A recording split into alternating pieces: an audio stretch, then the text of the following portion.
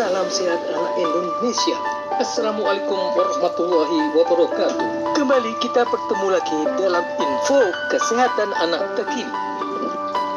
Alergi makanan adalah suatu sindrom atau kumpulan gejala yang mengganggu salah satu atau lebih sistem tubuh atau organ tubuh akibat pajanan atau konsumsi alergi makanan.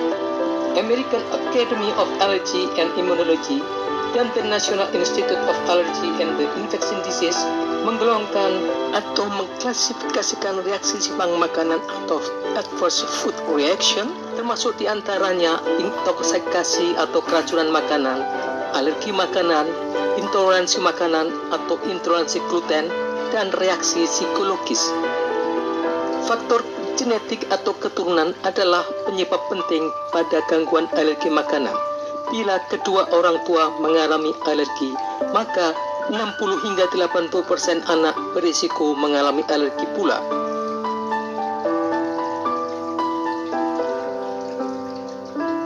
Sementara itu, faktor fenotip atau kesamaan wajah menunjukkan tendensi kesamaan sifat kesehatan atau sifat alergi yang sama. Ini artinya apabila ayah mengalami wajah yang sama dengan anak pertama, apabila anak pertama mengalami alergi, maka sangat mungkin diturunkan dari sang ayah. Alergi mengganggu satu atau lebih organ tubuh, mulai dari ujung rambut hingga ke ujung kaki. Perjalanan alamiah alergi atau alergi Mars adalah perjalanan alergi setiap usia berbeda, mulai usia bayi, anak-anak, remaja, dewasa, dan lansia, mempunyai gejala alergi yang berbeda dan karakteristik alergi yang berbeda sesuai usia. Pengaruh alergi makanan pada rambut pada bayi ditandai dengan rambut rontok, kerak di rambut, ketombe atau cradle caps, atau dermatitis seborrheic. Gangguan seperti ini bisa terjadi pada usia dewasa. Pengaruh alergi makanan pada mata ditandai dengan mata gatal sering dikucak, mata merah, di sekitar kelopak mata muncul kemerahan, mata bengkak, muncul kalsium atau mirip hordeolum atau bintitan pada mata. Pada beberapa kasus dilaporkan inflamasi intraorbital dengan keluhan nyeri pada mata. Pada organ hidung, alergi makanan memengaruhi dengan gejala hidung gatal, sering bersin, hidung buntu atau hidung mampet, hidung berair, sering mengalami infeksi flu berulang sehingga berisiko sinusitis. Beberapa kelompok anak mengalami keluhan hidung berdarah atau epitaksis. Pada gangguan hidung buntu biasanya pada saat tidur disertai kebiasaan mulut terbuka dan disertai bunyi ngorok, snoring atau osas. Pada paru bisa menimbulkan gangguan batuk lama, batuk sering, atau batuk berulang, sesak, mengi, atau asma. Pada gangguan kulit, usia bayi disertai gejala kemerahan atau rash pada pipi, dada, atau punggung. Pada usia anak, muncul gejala pada gangguan ke kulit atau kaki. Pada usia remaja atau dewasa, gangguan alergi pada lipatan kaki atau lipatan tangan. Variasi gangguan yang lain adalah pityriasis alba atau keputihan seperti panu. Gangguan pintil atau jerawat bisa muncul sejak usia bayi, anak-anak, dan lebih banyak pada usia remaja.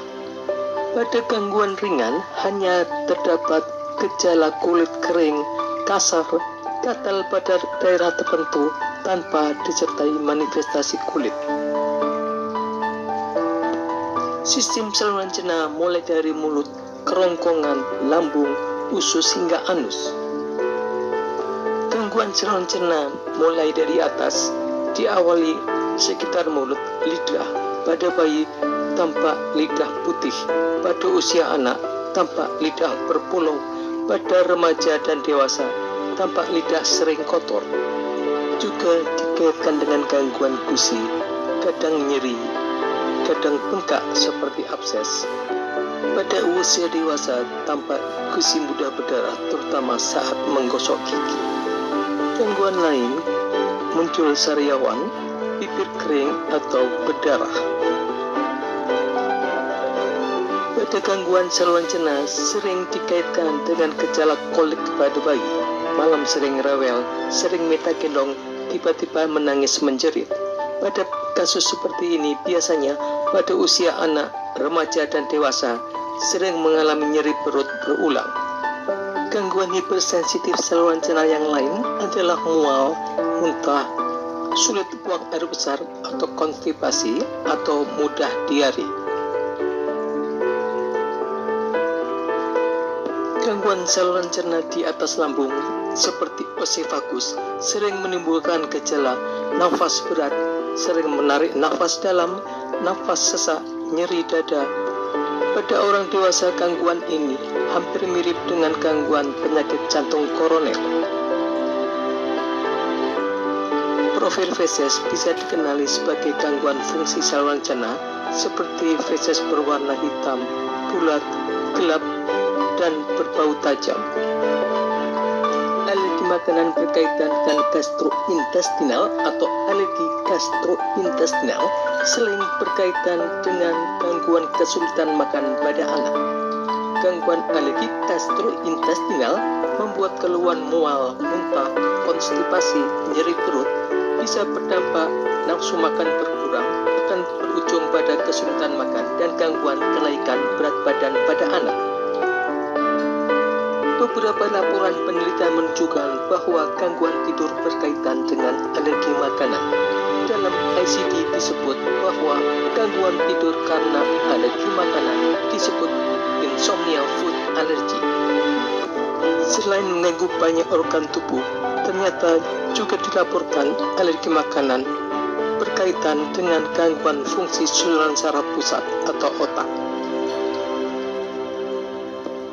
Beberapa laporan ilmiah mengungkapkan bahwa alergi makanan berkaitan dengan gangguan nyeri kepala dan migrain.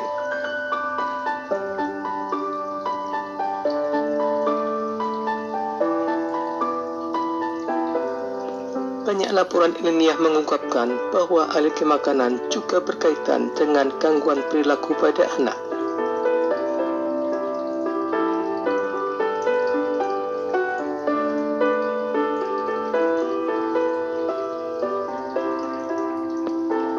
Bagaimana alergi makanan bisa mengganggu otak dijelaskan dengan berbagai mekanisme.